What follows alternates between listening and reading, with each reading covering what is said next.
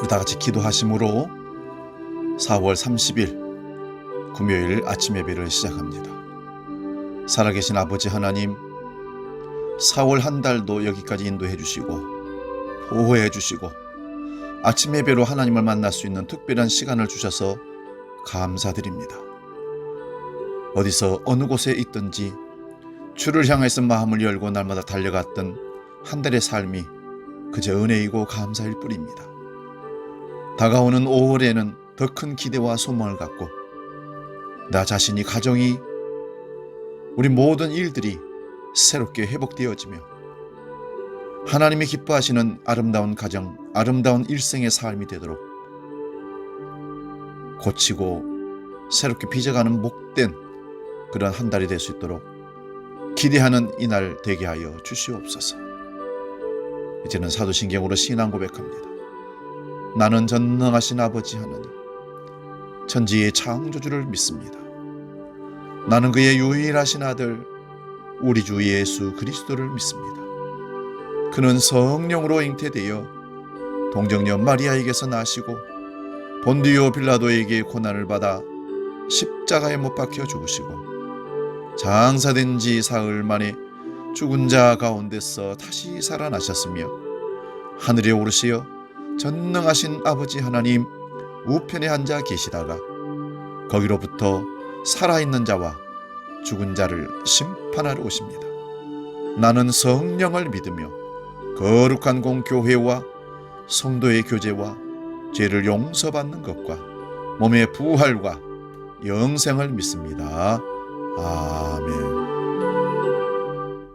찬송가 301장 지금까지 지내온 것 함께 찬송하고 말씀 상고합니다.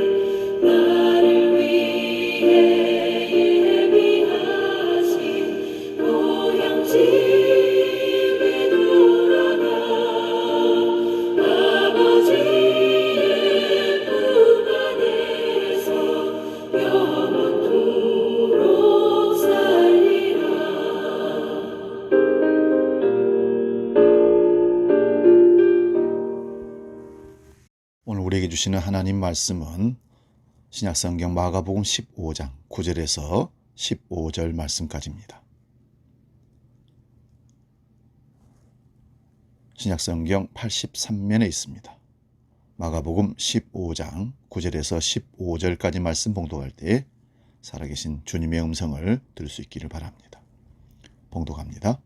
빌라도가 대답하여 이르되 너희는 내가 유대인의 왕을 너희에게 놓아주기를 원하느냐 하니 이는 그가 대제사장들이 시기로 예수를 넘겨준 줄 알미르라. 그러나 대제사장들이 무리를 충동하여 도리어 바라바를 놓아 달라 하게 하니 빌라도가 또 대답하여 이르되 그러면 너희가 유대인의 왕이라 하는 이를 내가 어떻게 하랴? 그들이 다시 소리 지르되 그를 십자가에 못 박게 하소서. 빌라도가 이르되 어찌미냐? 무슨 악한 일을 하였느냐? 하니 더욱 소리 지르되 십자가에 못 박게 하소서 하는지라.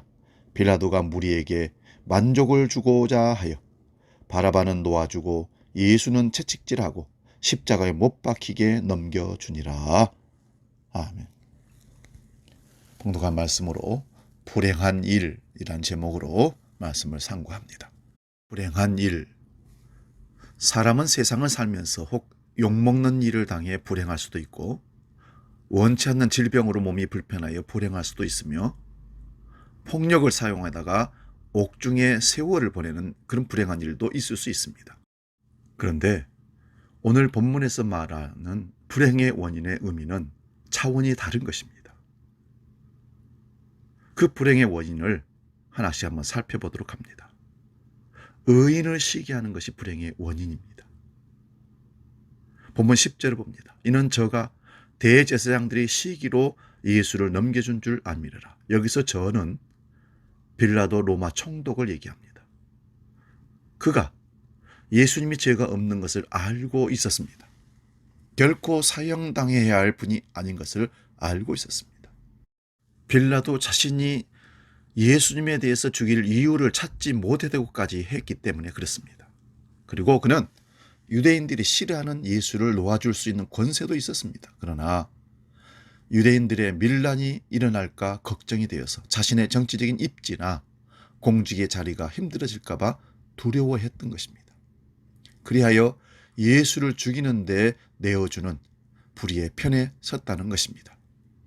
그 한 번의 역사적인 사건을 통해서 빌라도는 2000년이 지난 지금까지도 사도신경을 통해서 빌라도 총독에게 예수님께서 죽었다라고 우리는 고백을 하며 선언을 하고 있습니다. 얼마나 치욕스러운 이름이고 치욕스러운 그 삶의 역사의 현장입니까? 유대인들의 불행인 의인을 시기하는 유대인들이 문제는 백성들을 속이고 하나님을 속이고 자기들의 기득권을 유지하려는 파렴치하고 냄새나는 거짓된 모함이고 숨겨진 악이었습니다. 그런데 왜 죄 없으신 그분이 세상에 소외당하고 아파하는 이들을 치료하고 이루하는 것을 잘 알고 있었던 유대인들, 그들이 예수를 그렇게 죽이고 했었던 겁니까? 그것이 바로 자기들이 감추어진 이득권을 잃기 싫었기 때문에 그렇습니다. 한 번도 사람들을 억울하게 하거나 업심여기고 상처 주고 불의로 무리를 일으킨 적이 없으신 예수님을 그들도 잘 알고 있었습니다. 선한 일에만 앞장서신 예수님, 의인을 죽이려고 하는 이 행동이 불행한 일입니다. 오늘날에도 여전히 이 불행한 일들이 자행되고 일어나고 있음을 우리 여러분 잊지 마시기 바랍니다. 두 번째 불행한 일은 충동질하는 것이 불행한 일입니다. 보면 11절을 봅니다. 그러나 대제사장들이 무리들을 충동하여 도리어 바라바를 놓아달라고 하게 하니 백성들은 어떤 것이 옳은지 그른지 몰랐습니다. 백성들 중에는 틀림없이 예수님을 통해서 치유의 사건을 경험하고 가족들이 자기 자신들이 회복되고 놀라운 은총을 입었던 사실들을 기억하는 사람들이 많을 겁니다.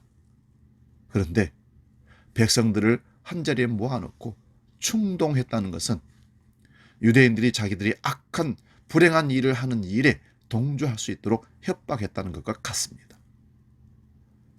이 세상의 정치들이 주로 잘하는 것이 선동정치고 충동정치입니다. 요즘에 방송들과 유튜브를 통해서 얼마나 거짓된 정보들이 난무하면서 백성들의 마음을 충동질하고 있는지 모릅니다.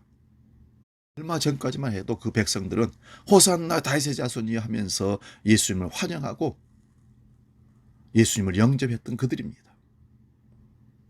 그들이 대제사장들 유대인들의 선동에 말려서 예수를 죽이라고 할 수 있는 그런 데까지 나아가 버리게 됩니다. 이것이 충동당한 백성들의 모습입니다.